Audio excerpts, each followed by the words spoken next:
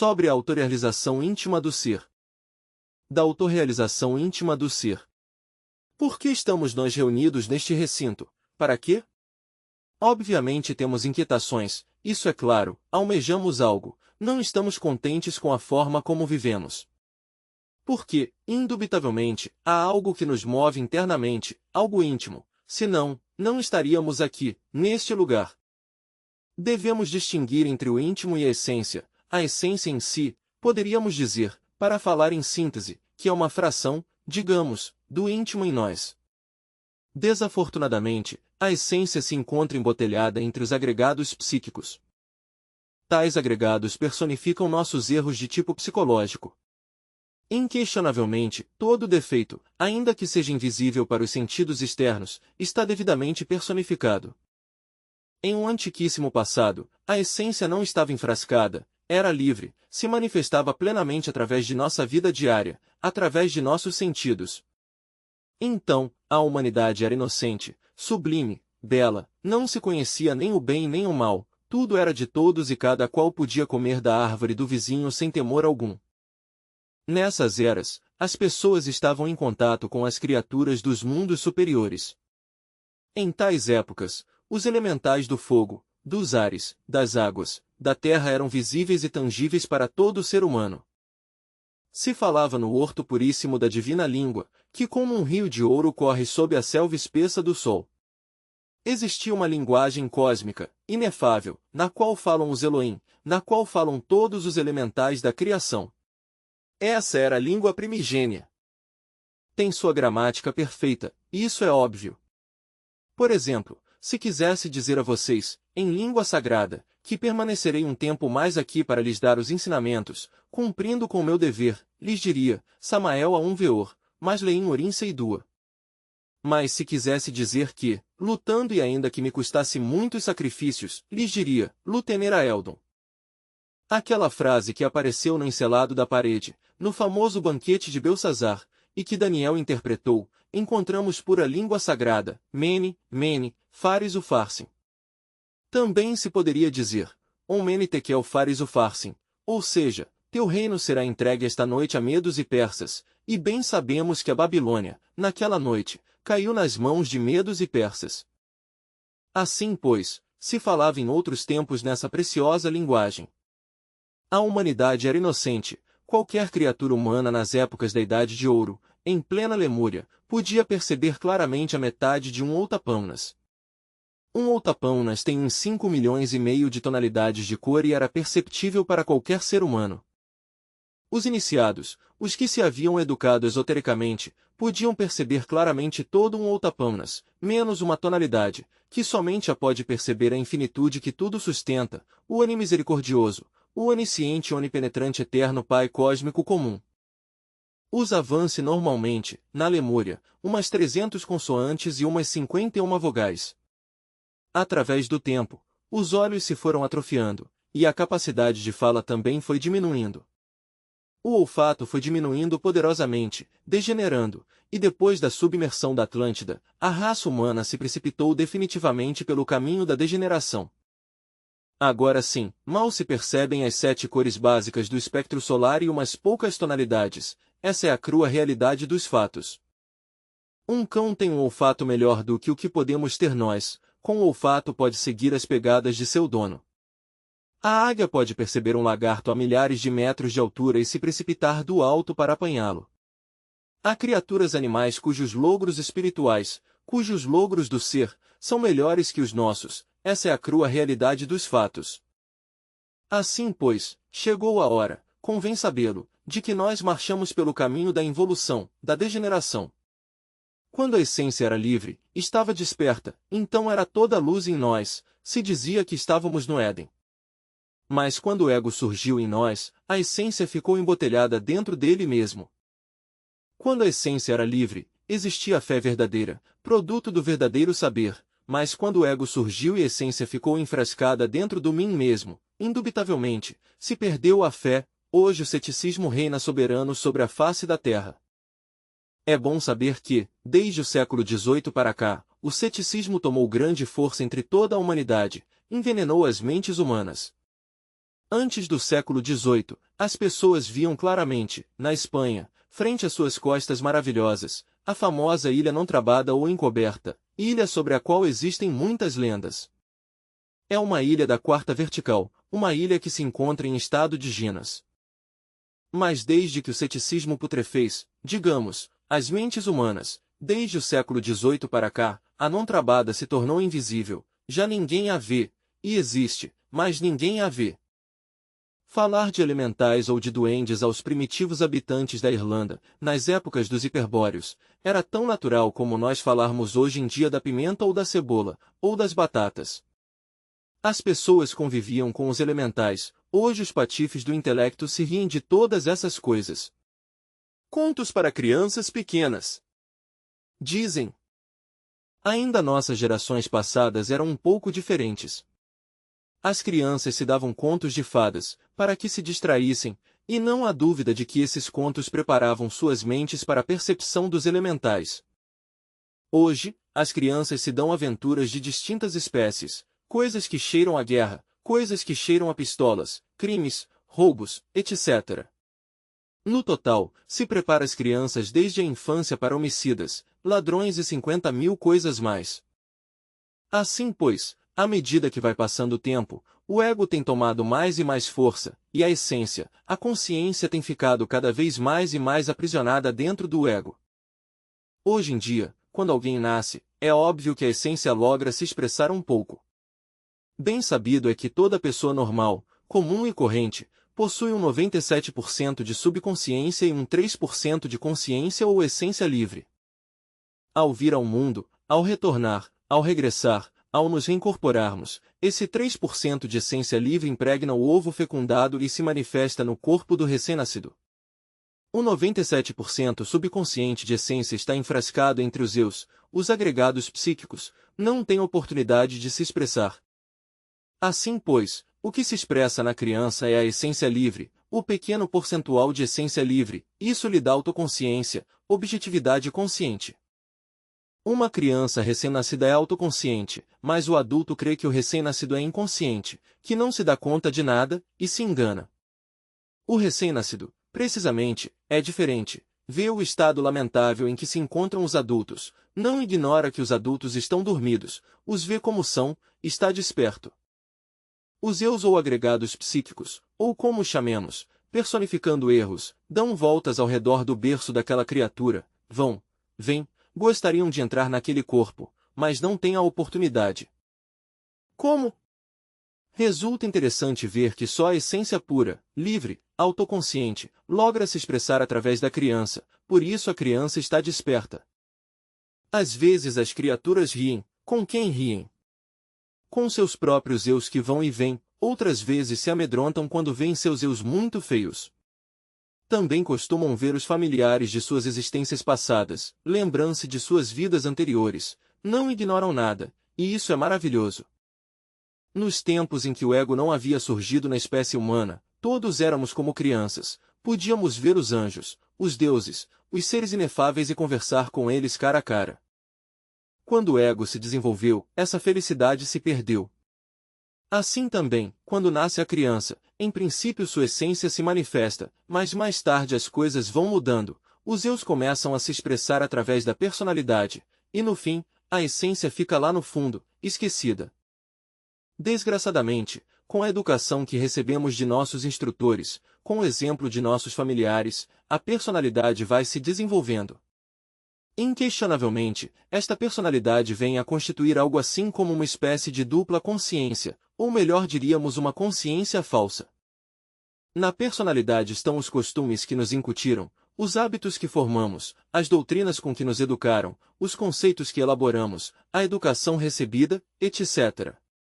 Por tal motivo, a personalidade vem a deslocar a verdadeira consciência, a consciência vem a ficar no fundo do esquecimento, sem oportunidade para sua manifestação. O único que vem a se expressar através de nós é a falsa consciência, a personalidade falsa. Assim pois, a falsa personalidade atua de forma mecânica. Para toda pergunta tem uma resposta sempre mecânica, vive de acordo com seus hábitos, com seus conceitos, com suas opiniões, com suas emoções inferiores, com seus instintos, com seus impulsos animais, etc. As atividades de nossa humana personalidade são inconscientes, mecânicas. Nada sabe nossa personalidade sobre o que é a consciência verdadeira, a ignoramos.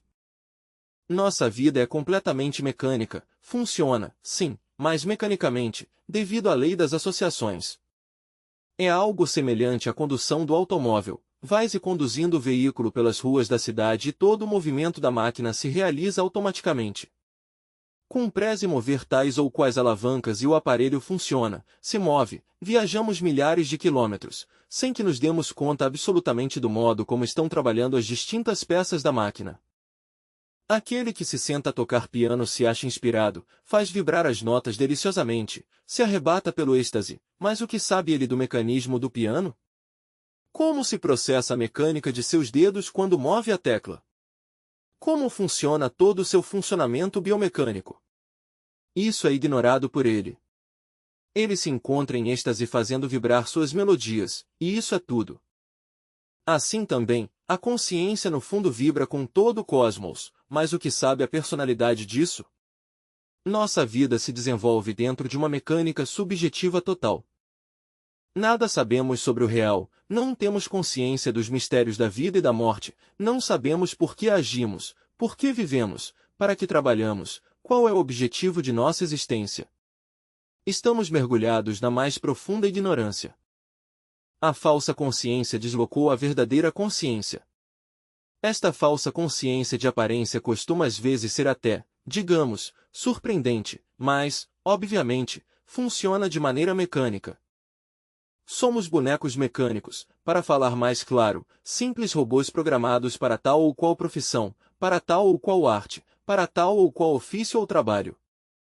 A um programam, o metem no jardim de infância de acordo com determinado programa, logo passa para o ensino fundamental de acordo com o programa, para o ensino médio, para a prepa preparatória, e se tem muita sorte e o cérebro o ajuda um pouco, vai para a universidade, programado.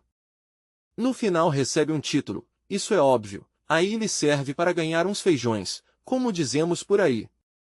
Mas, no fim das contas, não é mais que um robô programado, e isso é tudo. A consciência não interveio para nada em todo esse programa.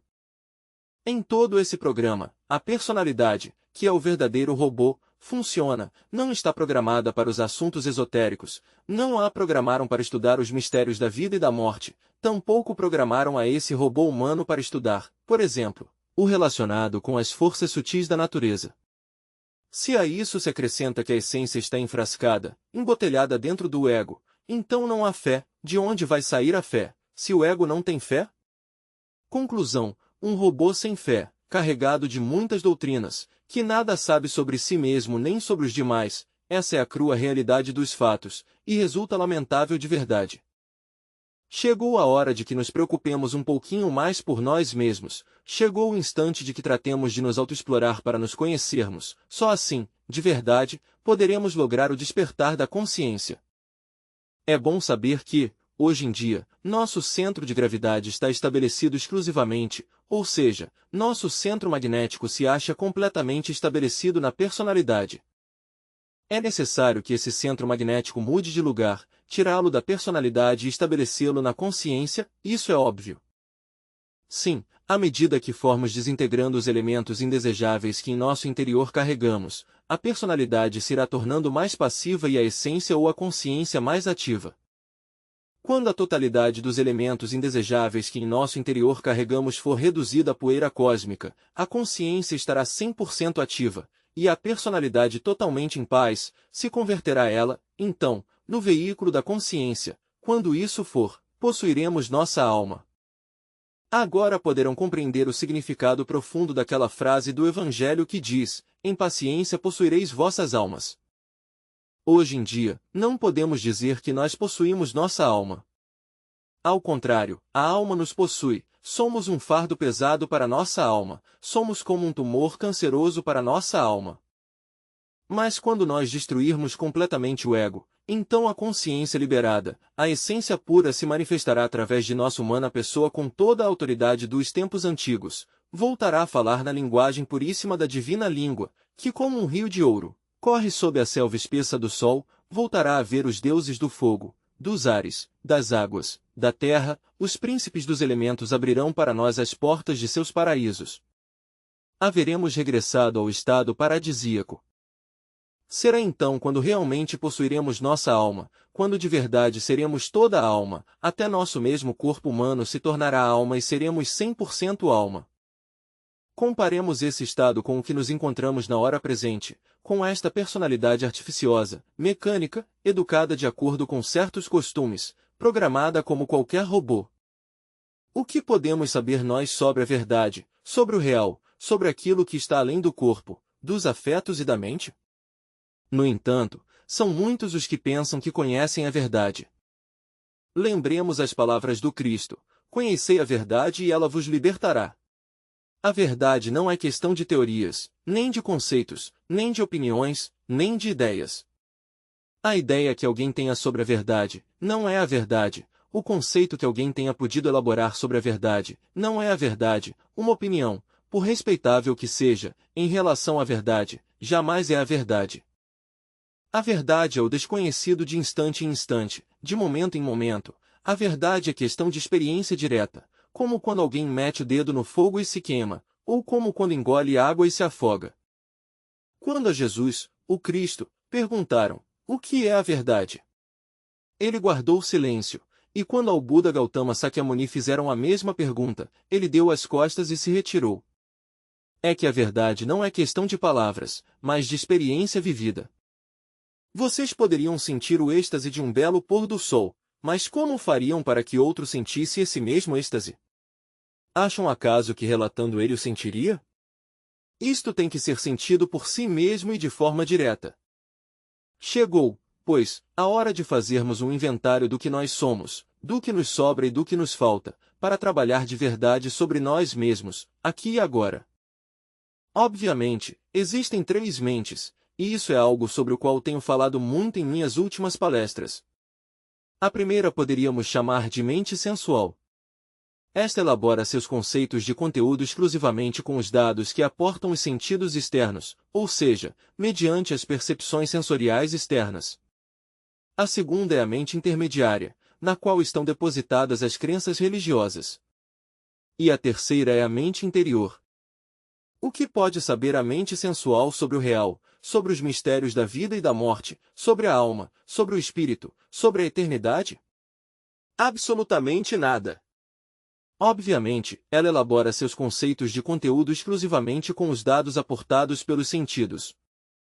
Seu veículo é demasiado estreito e não pode sair do limite do mundo místico sensorial.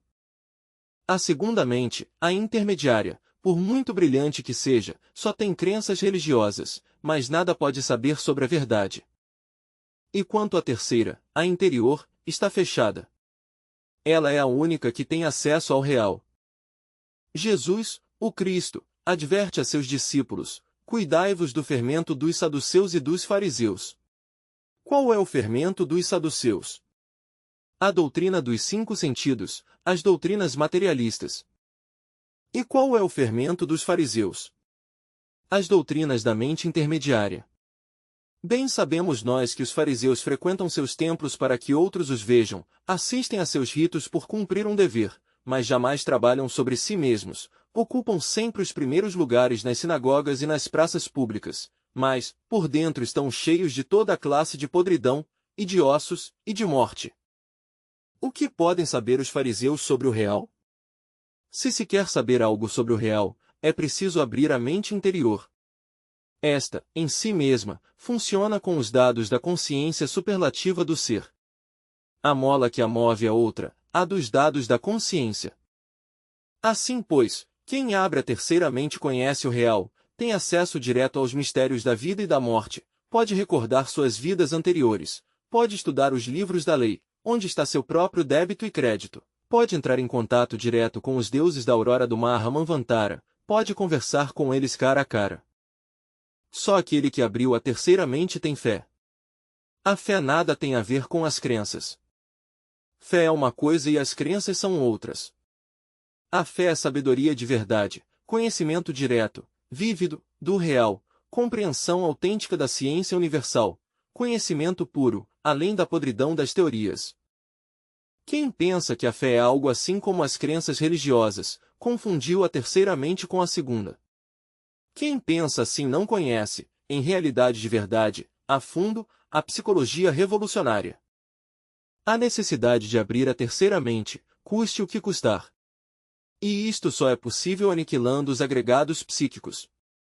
Esse é o caminho óbvio a seguir. Mas nisto da aniquilação dos elementos indesejáveis que em nosso interior carregamos, deve existir uma didática de fundo e uma dialética vívida, a dialética da consciência.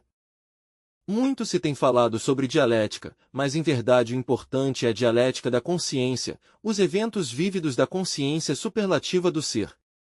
Necessitamos de verdade, repito, começar a nos auto-observarmos psicologicamente, se é que de verdade almejamos, um dia, libertar a essência, para regressar ao estado paradisíaco original. A auto-observação psicológica é fundamental, isso é ostensivo. No terreno da vida prática podemos nos autodescobrir, isso é óbvio. No terreno da vida prática está o ginásio psicológico de nossa própria existência. Sem isso do ginásio psicológico, a autodescoberta resulta impossível. É no ginásio psicológico da vida onde podemos nos autodescobrir.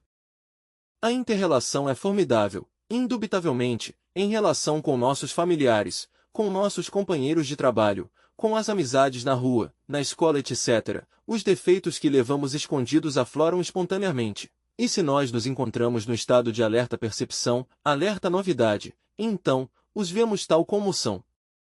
Defeito descoberto deve ser julgado analiticamente, e posteriormente eliminado, aos mestres Gurdjieff, Ouspensky, Collins, Nicole, etc., etc., etc., descobriremos, com profunda dor, um grave erro. Acontece que Gurdjieff se pronunciou contra a serpente ígnea de nossos mágicos poderes, e deixou a seus discípulos sem armas. O Instituto para o Desenvolvimento Harmonioso do Homem, em Paris, de fato, está fracassado. Gurdjieff deu a conhecer a doutrina dos múltiplos EUS, a trouxe do Tibete. Não é própria, vem do Tibete a doutrina dos muitos, e isso sabemos nós que aprofundamos no budismo tântrico, mas cometeu um erro. Pronunciar-se contra a Kundalini. É bom que saibam que há duas serpentes, a que sobe pela medula espinhal até o cérebro, e a que se precipita do cóccix para os infernos atômicos do homem. A primeira se denomina a Kundalini, a segunda, o abominável órgão kundartiguador. A que sobe, é a serpente de bronze que curava os israelitas no deserto e a serpente que se enroscava no cajado de Esculápio, o deus da medicina. A que desce, é a serpente tentadora do Éden, é a horrível serpente Piton de 7 cabeças, que se arrastava pela lama da terra, e que Apolo, irritado, feriu com seus dardos. Esta última, é a que tem a humanidade hipnotizada. Os diversos agregados psíquicos que em nosso interior carregamos e dentro dos quais se encontra embutida a consciência são o resultado nefasto do poder hipnótico do abominável órgão kundartiguador, a serpente descendente. Agora compreenderão por que essa horrível Piton tem hipnotizada, de forma massiva, toda a humanidade. Mas atribuir à serpente de bronze que curava os israelitas no deserto o poder hipnótico fatal da horrível Piton que se arrastava pela lama da terra resulta, de fato, absurdo em 100%. Se a humanidade não se ensina isso sobre a serpente ascendente, indubitavelmente ela não poderá desintegrar os elementos indesejáveis que leva em seu interior. Por tal motivo, o muito respeitável e muito venerável mestre Gurdjieff cometeu um gravíssimo erro, ensinou a doutrina dos muitos tal como os lamas a ensinam nas terras de Tsongkhapa. Entretanto, não entregou o armamento aos pobres discípulos. Se lhes negou as armas, com que vão destruir os agregados psíquicos, os eus? A mente não pode fazê-lo. O mesmo Krishnamurti o reconhece, então, o que? Só mediante a serpente ígnea de nossos mágicos poderes é possível desintegrar os agregados psíquicos desumanos que em nosso interior levamos. Estou lhes falando à luz da experiência vívida, e vou repetir, desta vez, um relato que muitas vezes repeti, mas que convém, às vezes, essas repetições, para bem dos mesmos estudantes. Há muitíssimos anos, eu lutava com um ego de luxúria, estando fora da forma densa, era submetido a múltiplas provas de castidade, e então, fracassava. No mundo físico, sempre saía vitorioso. Levava uma conduta ascética, controle total dos sentidos e da mente. Mas fora do corpo a coisa mudava. Quando era submetido à prova, algo surgia em minha mente, um eu antiquíssimo de lascívia, e então falhava lamentavelmente. Recorria aos sistemas de Krishnamurti e de Gurdjieff, compreensão de fundo, profunda, através da meditação interior. Tratar, por meio da meditação, de compreender o processo da lascívia, da luxúria. Inquestionavelmente, o poder do discernimento, a profunda andose, tornava-se sumamente penetrante, era como o bisturi do cirurgião, tentando extrair a raiz, lá dentro, de um tumor canceroso, mas tudo resultava inútil.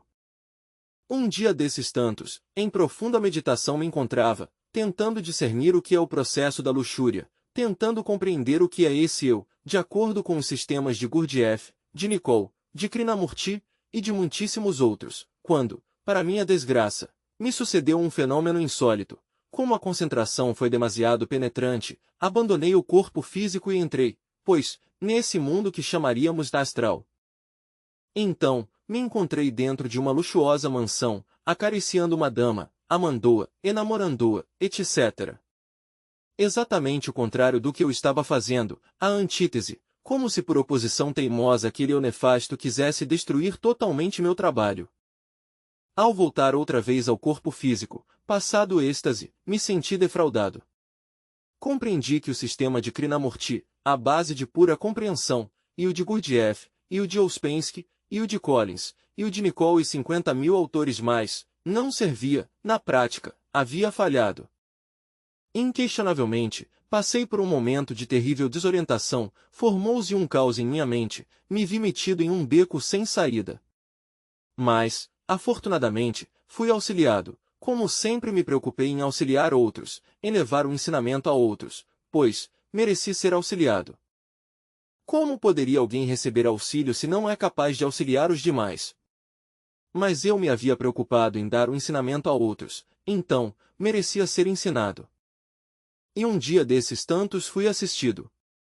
Ao penetrar no templo, encontrei no umbral um dos guardiões da esfinge do Egito. Eu conheci aquele adepto, havia sido amigo dele através de muitos séculos. Olhando-me fixamente, me disse: dentre um grupo de irmãos que trabalharam na nona esfera, e que depois de ter trabalhado se apresentaram neste templo, tu és o mais adiantado, mas agora, me disse, estás ficando para trás, estancado. Minha pergunta óbvia foi: por quê? Resposta: porque te falta amor. Como, amor? Se eu estou ajudando a humanidade e o que sei compartilho com meus irmãos, com meu próximo, por que me vai faltar amor? Por que te esqueceste de tua mãe, és um filho ingrato? Como? Disse, mas se ela desencarnou há tempos, onde vou procurá-la? Disse: não sabes onde está tua mãe? Disse: não sei. É impossível que não saibas onde está tua mãe. Ouve bem, o que te estou dizendo é para teu bem, escuta-me. Assim me disse o guardião, me despedi dele. Passaram alguns dias e eu continuei refletindo, tentando, pois, aprofundar-me em toda esta questão. No final, como diz o ditado por aí, acendeu-se a lâmpada. Um dia desses tantos lembrei-me de Devi Kundalini Shakti, a serpente ígnea de nossos mágicos poderes, a mãe cósmica particular de cada um de nós. E eu que havia lido tantos livros, que havia lido tantos autores, em verdade todos falavam de Maha Kundalini, a mãe cósmica universal, mas não havia um que falasse sobre nossa mãe cósmica particular, individual. Ela existe, ela é uma variante de nosso próprio ser, mas derivada. Nosso ser tem muitas partes, e uma das partes mais importantes de nosso ser é nossa mãe cósmica particular, individual. Devi Kundalini, lhe dizem os hindus, Isis. Exclamam os egípcios, Diana. Gritam os gregos, Tonantzin. Dizem nossos antepassados de Anahak. Concentrei-me nela profundamente e fui assistido. Então, fui levado ante um dos tribunais da lei do karma. O juiz se sentou. E como dizem as sagradas escrituras, os livros se abriram. Avancei alguns passos, lerame velhas contas medievais, erros de antigas vidas. Posteriormente, pude evidenciar como havia surgido este eu, vi os desordens cometidos na Idade Média. Deram-se ordens ao carrasco cósmico e ele avançou com a espada decidida.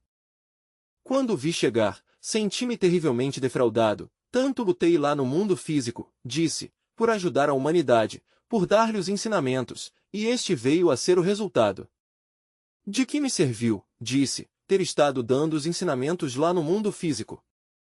Mas quando a espada já se aproximava contra meu peito, senti um movimento estranho dentro dos corpos existenciais superiores do ser, e algo saiu de mim, observei e vi, sim, aquele agregado psíquico desumano.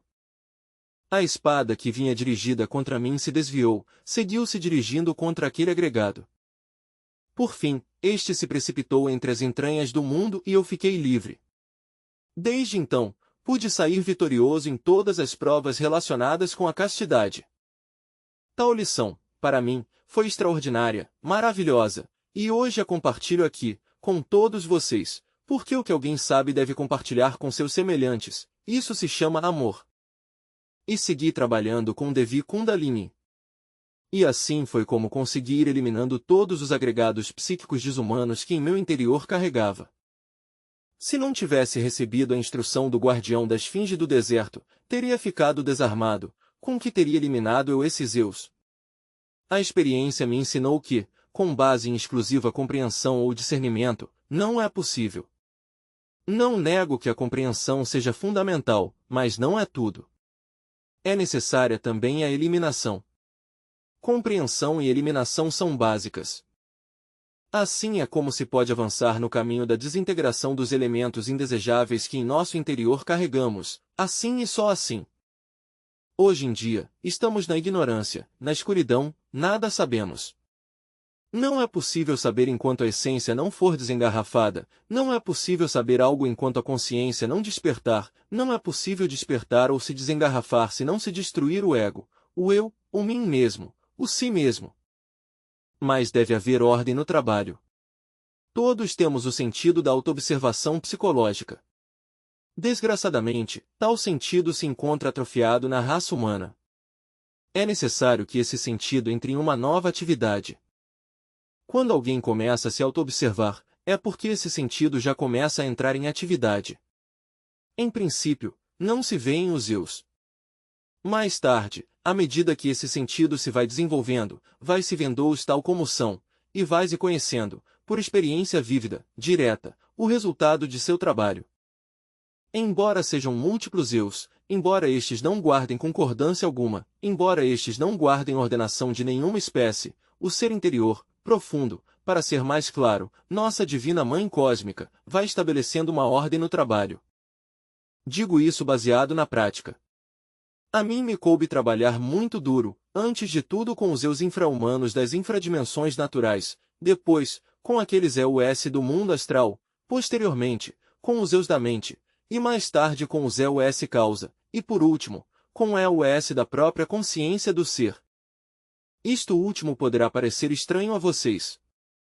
Quero que saibam que, antes que apareçam as causas que originam eus, as causas errôneas, alteram-se alguns átomos da consciência do ser. E esses átomos alterados se convertem em eus tentadores. É preciso aniquilá-los para que a consciência, soberana, fique livre. Assim, pois, pude ir entendendo que se estabelecia uma ordem no trabalho. É que as partes superiores do ser, como são, Devi Kundalini, e o Pai que está em segredo, ou o Shiva particular. Individual, ou melhor diríamos o Brahma particular, individual, que está além de Shiva, pois, haviam estabelecido uma ordem maravilhosa. À medida que se avança na autoobservação de si mesmo, acontecem eventos que surpreendem. Um dia desses tantos, podemos nos encontrar, por exemplo, no mundo astral, nosso corpo físico jaz dormido no leito. Então vimos a descobrir, com assombro, um vil e novo eu. Talvez um eu de ciúmes que cremos já não ter, talvez um eu de ira que cremos já não possuir, talvez um eu de inveja que cremos nunca ter tido. Tal evento-me, a mim para trabalhar. E desde esse instante nos dedicamos a trabalhar, primeiro por compreender e segundo por aniquilar aquele novo eu. Outro dia, não importa qual, surge outro defeito que nem remotamente suspeitávamos. A esse devemos trabalhá-lo até aniquilá-lo. Em uma reunião de amigos, acabamos de repente nos brigando por aí, possivelmente feriram nosso amor próprio. Fundamento mais que suficiente para trabalhar contra o eu do amor próprio. Conforme formos estruturando nosso trabalho, veremos que ele tem uma ordem. Então, se forma em nós aquilo que poderíamos denominar memória-trabalho. Cada eu que vimos nos dá uma fotografia psicológica, e muito mais tarde, se reunirmos um grupo de todos esses eus que vimos através de distintos eventos psíquicos, teremos uma figura de nós mesmos, do que éramos. Se confrontarmos essa figura do que éramos com o que agora somos, notaremos a mudança e nunca mais voltaremos a querer ser o que fomos. Tudo isso é o resultado da memória-trabalho. Dentro de nós mesmos existem trevas impenetráveis, profundas, abismais. E à medida que esses eus vão se desintegrando, a consciência, que é a luz, irá se abrindo caminho entre essas trevas, mas as trevas mais profundas não a compreendem. Lembremos aquela frase do Evangelho que diz: a luz veio às trevas, mas as trevas não a compreenderam. E a luz vai se abrindo caminho entre as profundidades abismais de nosso próprio interior. E no fim, a luz vence as trevas. A luz é consciência, a consciência é a luz. Mas as pessoas não compreendem isso, a íntima relação existente entre luz e consciência, entre consciência e luz. Chegará um dia em que dentro de nós terá triunfado a luz, e então estaremos iluminados. As trevas são inconsciência, a luz é consciência desperta. Quando a luz triunfar sobre as trevas, brilharemos no espaço infinito. Teremos chegado, de verdade, a nos converter em mestres do Samadhi, em verdadeiros mestres iluminados, em verdadeiros mestres resplandecentes. O estado em que nos encontramos agora é de profundas trevas. Somos míseros robôs, como já disse, programados, desgraçadamente. Chegou a hora de entender estas coisas, é preciso começar a nos observarmos psicologicamente. Antes de tudo, devemos admitir que temos uma psicologia particular. As pessoas facilmente aceitam que têm um corpo físico porque podem tocá-lo, mas a maioria não aceita que tem uma psicologia particular, porque não podem vê-la. A mente sensual não pode ver a psicologia íntima. Mas quando alguém aceita que de verdade tem uma psicologia, começa a se observar a si mesmo. Aquele que começa a se observar já dá uma esperança, já de fato se torna diferente dos outros. Alguém que está se observando, inquestionavelmente, pode chegar a mudar se assim o quiser. Mas enquanto não começar a se ver a si mesmo, continuará com a consciência adormecida, em profundas trevas, e isso é lamentável. A vida prática é maravilhosa. Podemos observar nossas atitudes. Quais são? Há uma íntima relação existente entre as atitudes e os eventos. Um evento, por grave que seja, poderia se tornar maravilhoso se assumirmos uma boa atitude. Uma circunstância, por magnífica que seja, poderia se tornar negativa e prejudicial, se assumíssemos uma atitude equivocada. A atitude que assumimos em cada instante é definitiva. Como nos comportamos nós, por exemplo, diante do empregado de uma loja de ferragens, de um armarinho? De que maneira? Talvez nos desgostamos porque não nos trouxe a mercadoria exata que pedimos, porque é lerdo, porque não nos compreende, olhamos para ele com raiva, não é? E até o repreendemos. Gostaríamos de mudá-lo, quando na verdade somos nós que devemos mudar, somos nós os insolentes. Possivelmente estamos cheios de presunção, é por isso que olhamos dessa forma para o lojista ou o empregado de uma loja. A presunção tem tantas fases, é o pior inimigo da dissolução do ego. Se alguém se enche de presunção pela virtude da castidade, de fato, a perde. Aquele que diz, eu sou casto, eu estou trabalhando na nona esfera, sou gnóstico 100%. Inquestionavelmente, resulta no fundo um perverso fornicário. Aquele que diz, eu já cheguei à humildade, eu não tenho orgulho com ninguém, eu com todo mundo me entendo bem, ainda que seja o mais infeliz, tenho estima, apreço, em minha casa recebo todas as pessoas.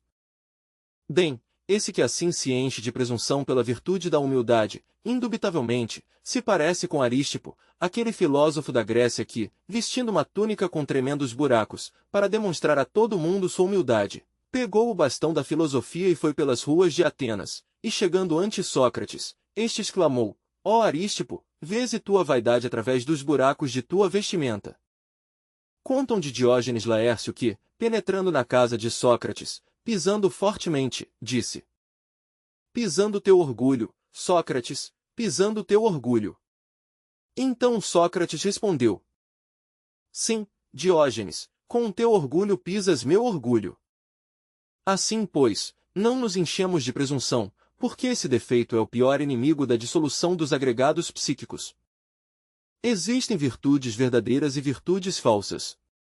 As virtudes são como as pedras preciosas, as verdadeiras e outras falsas. Uma virtude imitada é uma virtude falsa.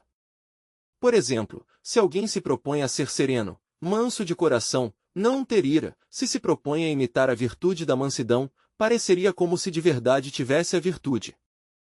Eu conheci casos de indivíduos que diziam: eu não tenho ira contra nada.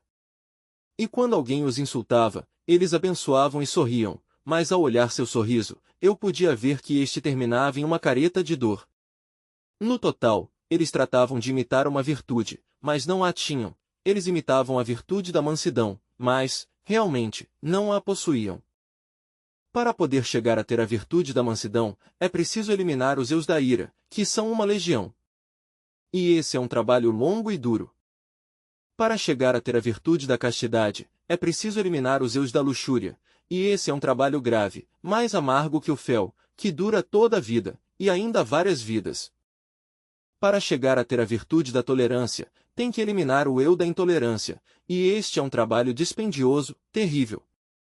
As virtudes imitadas são pedras falsas, não são reais. Só as virtudes verdadeiras são pedras autênticas, legítimas, verdadeiras. Assim, pois, é preciso aniquilar os eus para que fiquem em nós as virtudes. E cada virtude é preciso lutar muito para chegar a tê-la, é uma gema preciosa que temos que tirar do fundo do abismo com a ponta da espada.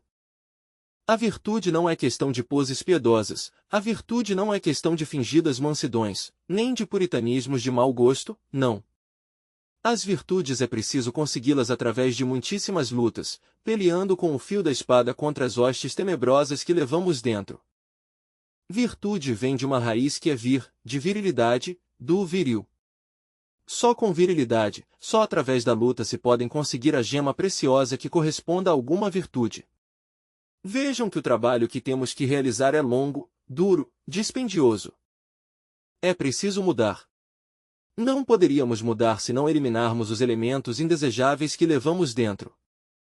Necessitamos passar a um nível superior do ser, ainda mais, necessitamos ascender de nível em nível, até chegar à parte mais elevada de todos os níveis do ser. E isto somente é possível, morrendo em si mesmos de instante em instante, de momento em momento. Só com a morte advém o novo, se o germe não morre, a planta não nasce. Despertar, sim, isso é maravilhoso. Todos vocês gostariam de ver, ouvir, tocar e apalpar as grandes realidades dos mundos superiores, mas dormem. Como poderiam chegar à experiência do real se têm a consciência adormecida? Mas se alguém destrói o ego, a consciência desperta e então conhece o real. Desafortunadamente, a consciência dos seres humanos está, digamos, metida em um horrível calabouço, em uma imunda masmorra, essa é o ego. Mas todos creem que são livres, todos se sentem livres, e todos pensam que são livres. Eis aí o erro. Tem-se lutado muito por liberdade, cada nação tem seus heróis legendários, que deram seu sangue pela liberdade nos campos de batalha. Mas continuamos sendo escravos de nós mesmos, continuamos presos dentro do ego. Desgraçadamente, as pessoas estão autoenclausuradas nessa atmosfera pestilenta de sua própria mente, adorando o querido ego, prestando-lhe culto. Só falta que o coloquem em um altar com um par de velas e se ajoelhem ante ele. Eu sou forte, dizia por aí alguém que ensinava a magia negra a suas discípulas e discípulos. Eu sou poderoso, eu sou grande, etc., etc., etc. Assim são, assim é a humanidade. Libertar a consciência é algo grandioso. Alguém somente vem a saber o que é liberdade quando a consciência romper, pois, o calabouço em que está metida, e saia para a luz da vida livre em seu movimento. E alguém somente vem a conhecer a verdade quando a consciência se emancipe. Alguém só vem a conhecer a felicidade quando a consciência sai da prisão onde está presa. Antes, não se conhece a felicidade, confunde o prazer com a felicidade, mas não conhece a felicidade. Assim, pois, convidou-os à reflexão sobre estas palavras, é necessário que compreendam. Darei agora oportunidade para que os que quiserem perguntar o façam, e eu, com o maior prazer, vou responder perguntas. Item estudante. Uma identificação comigo mesmo. Eu não acreditava que poderia me meter na palestra, me projetei comigo mesmo, com a mesma palestra, e começava a entender, ou seja, antes eu vinha raciocinando com uma lógica, e agora comecei como que a deslizar sem problema, a me identificar com a palestra. Item mestre. Não há dúvida de que por um momento, a essência, por um momento logrou, digamos, emancipar-se ainda que momentaneamente de dentro do ego, para experimentar a realidade do que aqui temos estado dizendo. Alguma outra pergunta, irmãos? Vejamos, fale. Item estudante. É necessário saber, conhecer o princípio desde que se iniciou o ego, desde vidas passadas, para poder destruí-lo? Item mestre. Obviamente, se nós aguardássemos primeiro recordar nossas vidas passadas para depois começar a destruir o ego, pois, chegaríamos a um beco sem saída. Porque não é possível, de verdade, recordar a totalidade das experiências das vidas passadas se alguém não destruir o ego. Comecemos pela autoobservação psicológica imediata, direta. Comecemos por viver em estado de alerta percepção e de alerta novidade, para irmos descobrindo nossos defeitos, aqui e agora. Trabalhemo-nos de instante em instante, e assim iremos dissolvendo o ego, totalmente. Um dia, quando estivermos despertos, poderemos recordar nossos inumeráveis nascimentos, isso é tudo. Item estudante. O que se é primeiro, consciente ou místico? Item mestre. Bem, a mística é uma função muito natural da essência, do ser. O indivíduo pode ser místico sem haver despertado ainda a consciência. É mais, a mística se necessita, é uma função muito natural da consciência. Quem tem a mística dá alguma esperança. Isso é tudo. Mais algum? Item estudante. Mestre, em que consiste o ceticismo? Item mestre. Pois, o ceticismo tem por fundamento a ignorância. Como a humanidade não abriu a mente interior, como a humanidade, unicamente, está presa pela mente sensual, que elabora seus conceitos de conteúdo, exclusivamente, com os dados aportados pelos 5 sentidos, inquestionavelmente, nada pode saber sobre o real.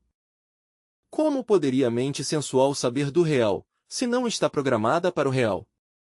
Está programada para o mundo místico sensorial, externo, mas não para as extrapercepções, não para a evidência do ser. O ceticismo é característica peculiar do ego e da mente sensual, funcionalismo básico da mente sensual e do ego. Quando alguém abre a mente interior, o ceticismo conclui.